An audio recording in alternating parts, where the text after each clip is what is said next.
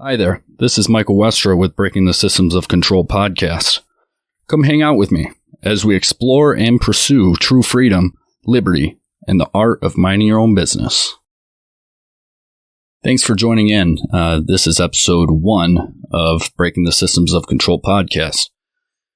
In this episode, we are going to be talking about just specifically what this podcast is about and who I am.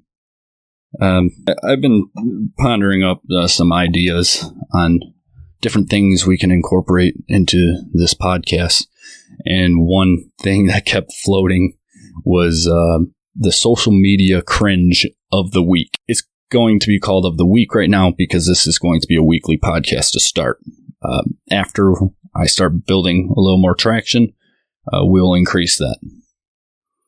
But until then, social media cringe of the week. So, social media cringe of the week was, I was scrolling through Facebook and someone posted this photo of Governor Whitmer. If you don't know who Governor Gretchen Whitmer is, she is the Michigan governor. And this photo is of her holding a coffee mug that says, "Damn, it feels good to be a Michigangster." And it has the established 1837. So it's just a little, I mean, she's telling the truth, right? Is she not? Gangsters destroy people's lives. And she's destroyed many people's lives during a lot of this stuff going on. We're not going to get into that today, but future episode, I'm sure it'll be something I talk about, as I like to go on many rants sometimes. Okay, moving on. All right.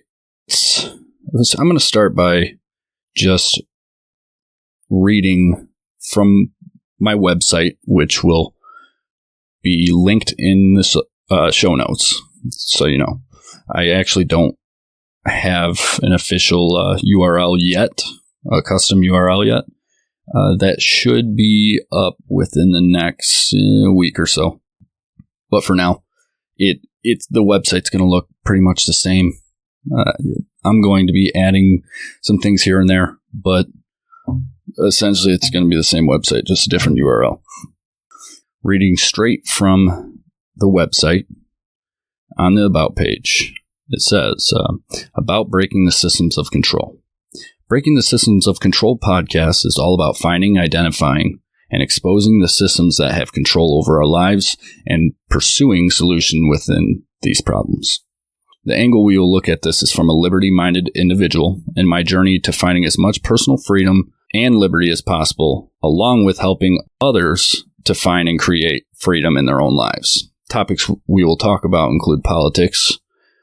This includes current and historical, personal finance, homesteading, entrepreneurship, libertarianism, which includes voluntarism, anarchism, anarcho-capitalism, or ANCAP for short, and agorism. If you don't know what any of these mean, you will find out in the future. Along with, we'll be talking about cryptocurrency prepping and much more. So that's the About page on my website. So we can expand on that just a little bit.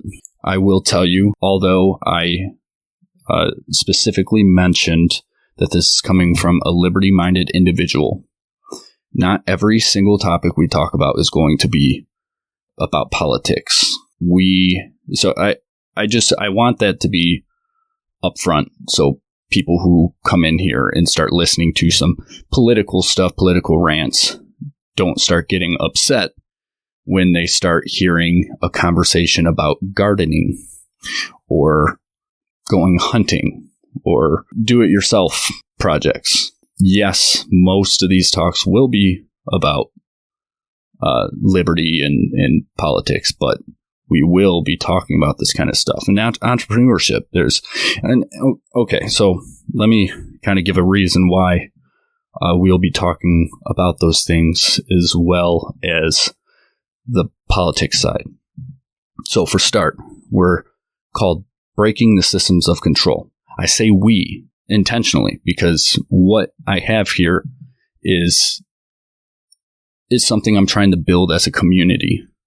So this is going to be a group involvement on what we talk about and how we do things on here. And I will be having many interviews.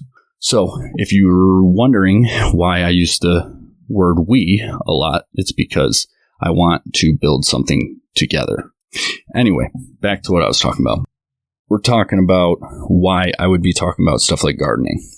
So with the name Breaking the Systems of Control, we are talking about everything that has control of our lives and creating more freedom. So some would look at this and say, it's just going to be some rants about politics and complaining, essentially, but then not doing anything about it. I don't like that. I like solutions, and I feel like there are solutions that we can partake in to create more freedom in our lives. And I want to encourage other people to do this. So, example, gardening. I feel as if you are essentially taking one little aspect of your life, even though it just seems so tiny. A lot of these kind of things can add up to creating this self-reliance where you don't need the government anymore, or at least you don't need them as much. So growing your own food for yourself. I mean, I'm not producing all my own food right now. Realistically, I am producing enough to where I don't really have to go buy produce at the grocery store anymore. That's a start. That's creating a freedom that I didn't have before, because now I'm not reliant on this monopoly that the government's created on the farming industry. I'm relying on myself.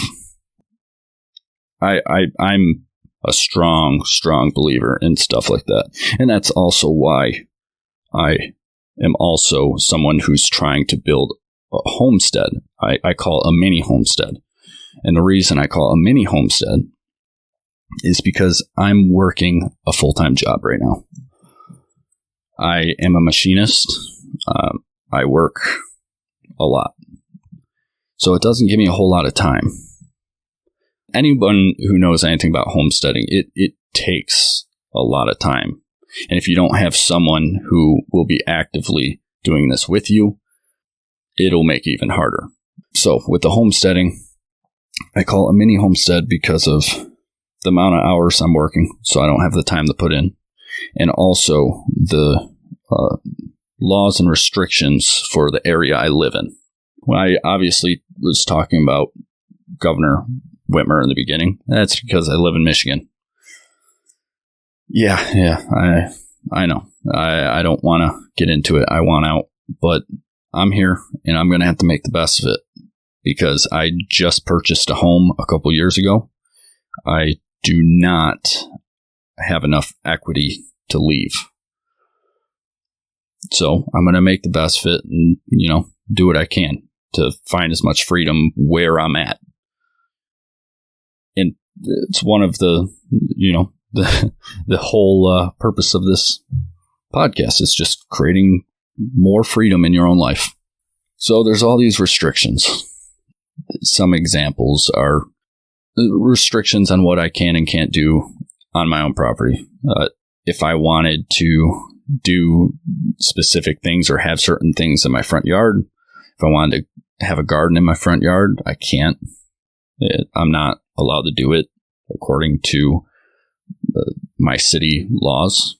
If I wanted to, let's say build a pole barn, there's requirements as far as rat walls, pulling permits, which the permit would be, someone correct me if I'm wrong, but I'm pretty sure that the the permit for something like that would be literally like half the price of what I would pay for the entire pole barn. On top of that, the pole barn cannot exceed the size of my house. My house is about 1,300 square feet, so I'm kind of limited. Oh, by the way, I own an acre, so I own enough property to be able to run a homestead, but it makes it very difficult because of where I live. Livestock, I can't own livestock. I'm actually not even supposed to have more than 3 pets, technically. So there's definitely going to be no chickens, no ducks. I was thinking about doing chickens, but I have some nosy neighbors who I have a feeling would probably call on me. So I started researching other livestock I can do, and I'm thinking about purchasing some quail and putting them in my garage, because you can actually just keep quail in a cage. They're happy in a cage. That's what they've been bred for. Apparently, from my research that I've done, they've been bred over the years to tolerate a cage, and they actually cannot live properly outside of that cage. They're not bred for that. They literally can't even hatch their own eggs anymore. You have to incubate their eggs. That's how domesticated they become. Anyway, that's a couple examples of how I'm trying to create some freedoms in my own life, along with I have a side business. I woodwork on the side.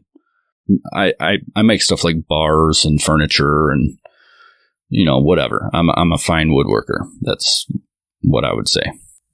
And I also have a eBay selling business where I pretty much just buy and sell. I do stuff like going to the thrift store and going to garage sales, estate sales, and kind of buy things for cheap and flip it. It's not making me rich, but it gives me some more money to do the things that I want. So there's some more freedom. Just having a side business not only gives you more money in your pocket to be able to pursue the different things you want, but they're almost like safety nets, fallback plans, because you're acquiring and building skills and making this additional money. So if, for example, we went on another COVID lockdown and my boss decided this time that I'm getting laid off, I'd probably be okay because of the skills that I've acquired. It would be tough, but I would be able to manage. So it's like a safety net, and it could be something to turn into something much bigger in the future. Some other things I do, I'm trying to grow my garden much larger so I can start selling some produce to some neighbors and maybe go to some farmers markets and set up a table or something. And actually, the produce isn't really a plan for me to make a fortune doing or make,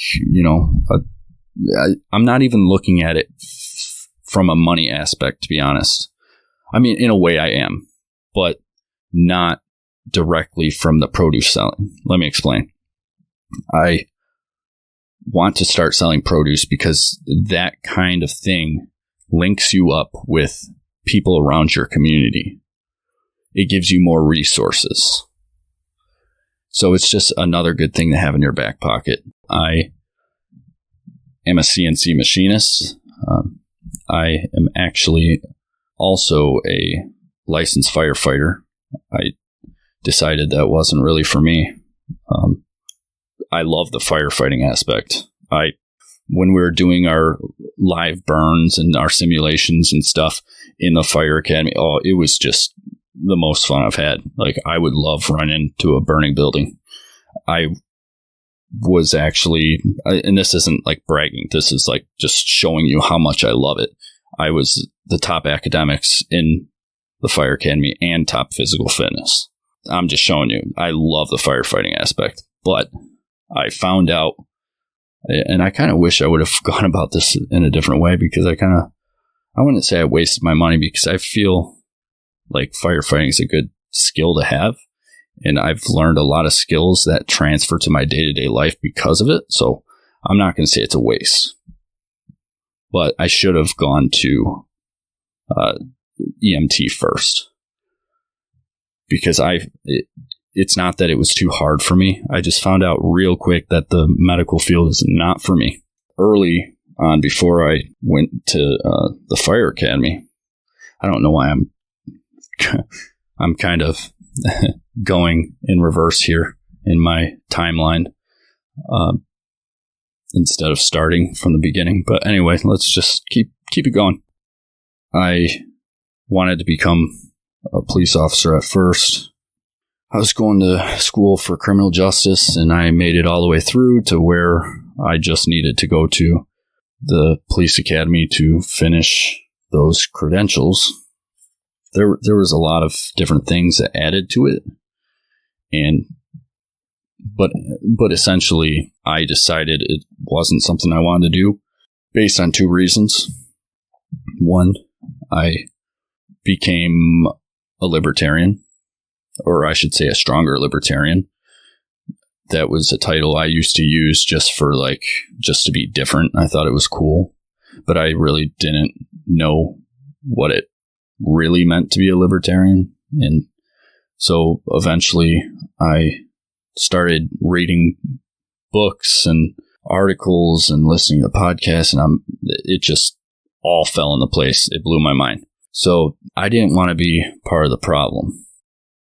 Along with being a libertarian, I was very close at the time with some police officers who were an officer at what's considered, I don't really know exactly the statistics and why, but they're considered like the top police department in Michigan.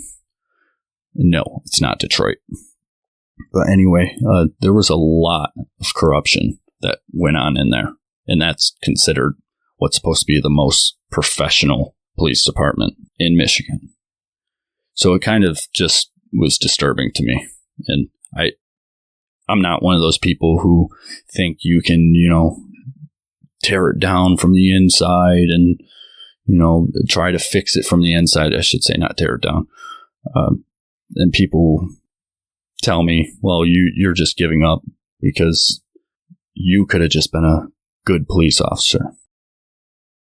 For those of you who are new to libertarianism or don't know about libertarianism, this may sound a little radical to you, but hear me out, because, and when I say hear me out, I don't mean you have to agree with me, because there's going to be a lot of things within my podcast that everybody who listens to is going to disagree at some point. And you should. That means you're a free thinker. Not everybody is like that.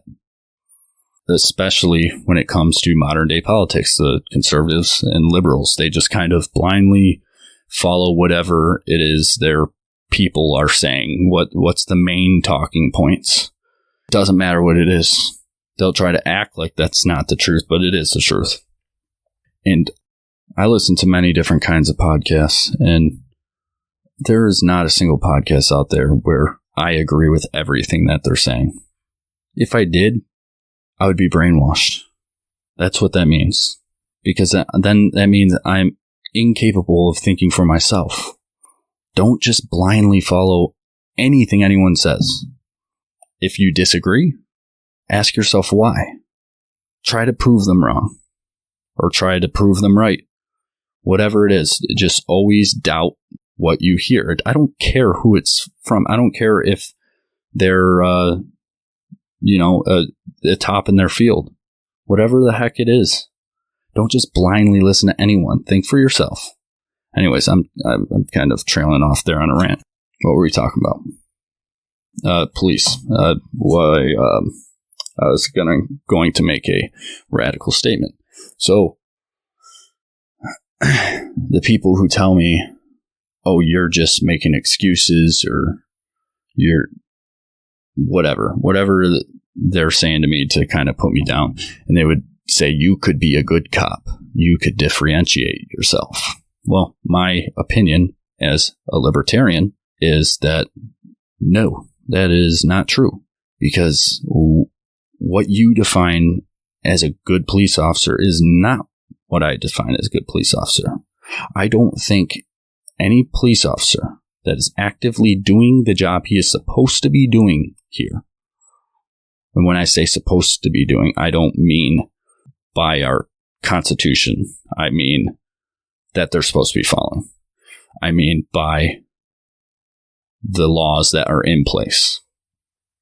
And what I mean by that is every police officer, you can try to deny this all you want, but it's true. Every police officer is forced to, in some way, they're forced to enforce unconstitutional laws or laws that step on your freedom and liberties. I don't want to be that person. There's going to be people who disagree with that, but think about it. Think about all the things that are illegal. I can't sell something on Facebook Marketplace technically or Craigslist without being required to claim it on my taxes. I know people are going to say, well, they don't bust people for that. When they want to bust someone because whatever happened, they pissed them off or whatever, they can look for literally anything to arrest you for.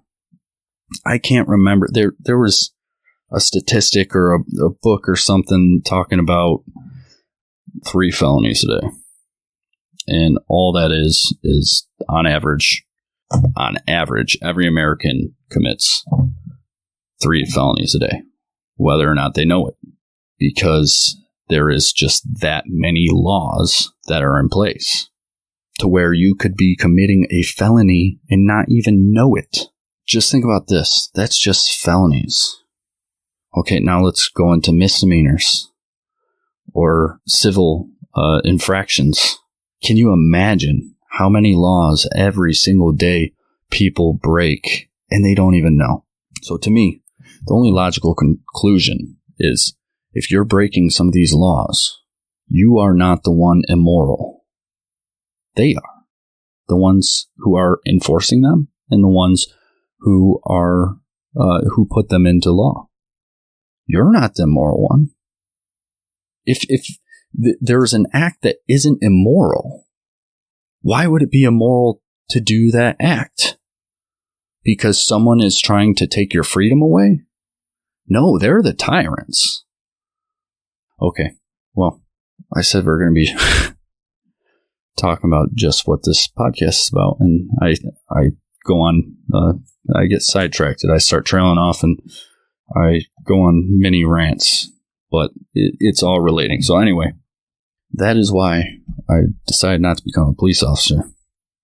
Luckily in Michigan, this isn't the law anymore, but I don't want to be a police officer that's required to throw someone in a cage for having a plant. I understand. I personally am not someone who particularly likes marijuana. That's okay. If you do, it's honestly none of my business. Anything that is a law that restricts someone from carrying out an act that does not harm anybody else around them, it should not be a law. No victim, no crime, right? If someone chooses to do harm to themselves, that's their business. In the safety of their own home, of course. It's none of their business. It's nobody's business. Okay, if they want to be stupid, let them be stupid.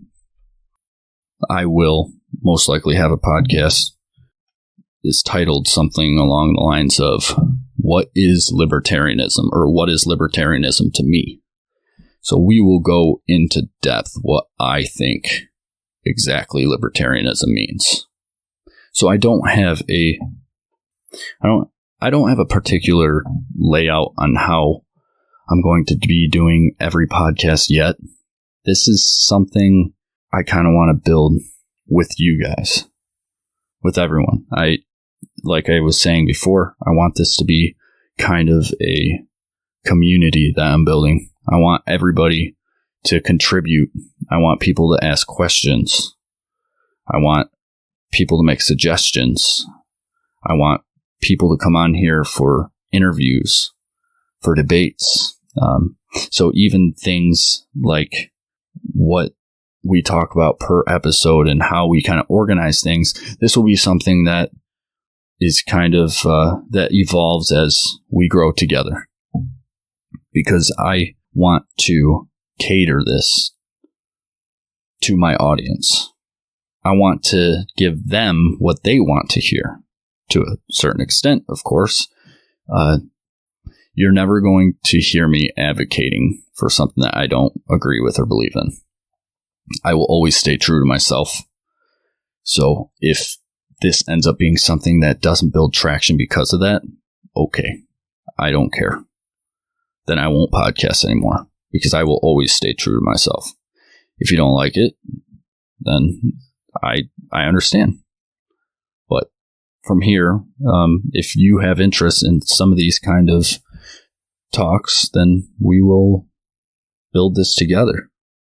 So let's, now that we kind of know a little bit about what this podcast is going to be about, I just want to talk a little bit more about myself. I'm married to the lovely Cassie Westra. We have 2 children. One is Colton, and the other child, who is on the way, her name is Olivia. Cassie, we're due in February. We have 1 dog and 2 cats. The dog is she's an Australian Shepherd. Her name's Sadie. That's my little baby. But, okay. So some of my interests that I have, so you can kind of get a feel of who I am, what kind of things that we're going to be talking about based on some things that interest me. So I already told you I like woodworking. I told you kind of some side business ideas. I'm an outdoorsman, so this means I like stuff like hunting, fishing, boating, off-roading, hiking, camping. I'm also into guns in general and shooting. I love taking apart guns. I built my own AR-15 from piece by piece. I just love working on my firearms. I'm not a collector. I have a firearm for every purpose. Some people try to make claims that I have a lot of firearms, but I don't. I'm not a collector. Quite frankly, those are the people who don't know much about firearms. And I'm also trying to get into competition shooting because I like training. It's fun. And I like competing. So why not? So I have the equipment. I'm just waiting for ammo prices to, drop. And on top of that, ammo be readily available in general. I told you I like gardening. And actually, this is my first season gardening. Everything's worked out pretty well for my first season. I have pretty decent sized garden beds, and nothing's really had a huge problem. The only mistake I really made was I planted my spinach too early, and it kind of got fried in the sun because I didn't know it was a late season crop, which I would have known if I would have just read the package of my seeds. And that's another thing. I start all my own seeds indoors. I do plan on trying hydroponics at some point. I'm a big do-it-yourselfer. I like to do everything I can by myself. I don't like help from other people. And if I am getting help, I like to at least know that I can do that thing. So if I have to hire a professional, it's because I probably don't have the tools, or I don't know how to do that kind of stuff yet. And I will try to actually shadow these people. I probably annoy the heck out of them. I'm a prepper. When I say prepper, I don't mean like the end of the world, doomsday, apocalypse kind of prepper. when people think of that word. I am talking about just common sense stuff, having some extra food supply. So when stuff like COVID comes around and the grocery stores are empty, I have it and I don't have to worry. I don't have to be one of those people who are rushing to the store. Having just stuff like extra gasoline stored, having a generator, just common sense stuff. Like things that I think of things that could go wrong and I find solutions for those things. I'm not talking about the very, very, very unlikely scenarios. I'm talking about, like I said, common sense stuff. If we get snowed in, for some reason, we live in Michigan, and we can't leave the house to go get food. Okay, I got food.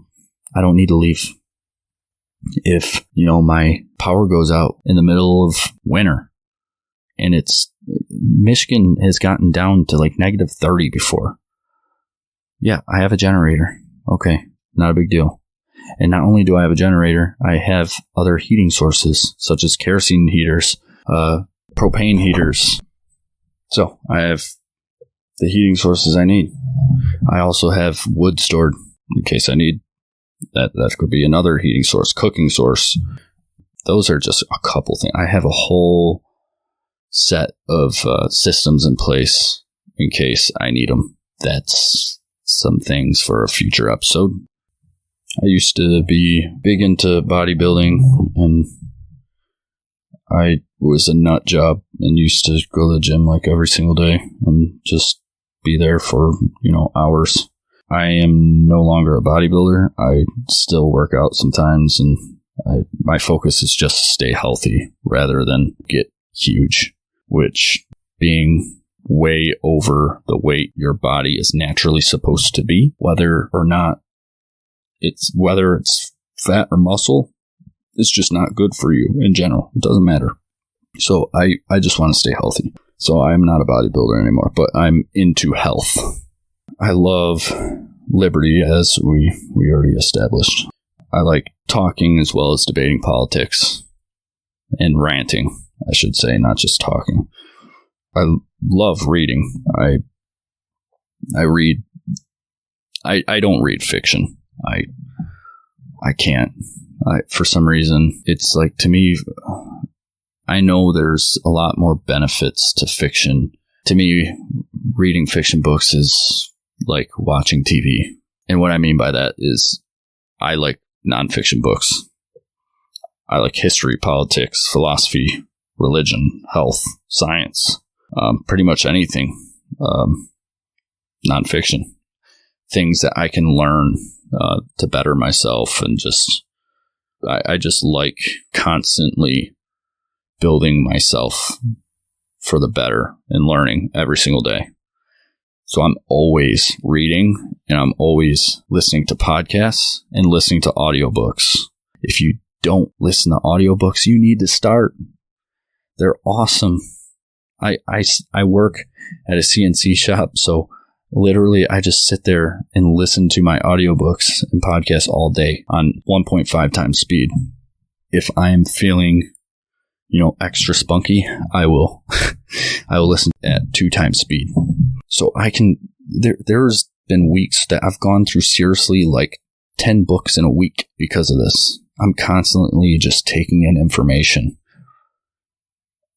A lot of people don't want to pay for any kind of subscription, or, books they're expensive. They add up, especially if you're going through 10 a week. So what's cool is there's a lot of local libraries that have apps that they give you the login information and websites and whatever, and you can listen to their whole library of audiobooks straight from that app for free with your library card. I suggest everybody go and check out your local library and see if they have something like that. Majority of them do. It's awesome. I will not pay for an audiobook service. I just won't. Maybe here and there, if I want to buy a book, I will buy a book, but never a service. I'm also a singer. I do this as just a hobby. Some people have told me that I'm that they think I'm talented. I don't think I'm that talented, but I've been told that I'm talented enough to where I should pursue it, but it's not that much of an interest to me. I don't want it to be anything more than a hobby, but I'm sure at some point you will hear it very soon. Hint, hint, possibly some intro. So that's pretty much it for this episode, where you kind of got a feel for what this is going to be about. Other than all this we talked about, I'm going to end with this. The biggest reason why I wanted to start this podcast is because I feel this is a message that everyone needs to hear, especially during times like this. I believe that liberty is the ultimate solution to the majority of these problems that we're seeing. If you're at all disturbed by all this stuff going on from the left and the right, if you're at all disturbed by the violence and the hatred, this is a message that can actively solve this kind of thing. No, libertarianism is not a utopia, but it enables us to live the life that we were meant to live, that we want to live, without our opinions affecting other people and ruling over them and telling them how they should think. With encouraging people to better their lives, I feel like this is something we're all going to need in the near future. You can sign up for my email list. On my email list, you will be given some exclusive content, such as articles and blog posts. You will be the first ones to know about any episode being released, and you will actually know about the topic of the future episodes before I even post them. There's going to be much more involved in benefits to being on the email list, but those are just a couple examples. So go onto the website, sign up for the email list. If you have any questions directly to me or suggestions, whatever, if you anything you want to talk about, I want to, like I said, I want to build a community. I want to stay in touch with everyone. I want to hear your feedback. So email me at btsoc@mailfence.com. That's fence, like FENCE, mailfence.com. Again, btsoc@mailfence.com. That will also be in the show notes. Or you can just go onto the website and send me an email from there. There's a link on the homepage. Or you type in your email, you type in your message, press send, and I'll get it to my email. So please leave me your feedback. I will be releasing hopefully another episode soon.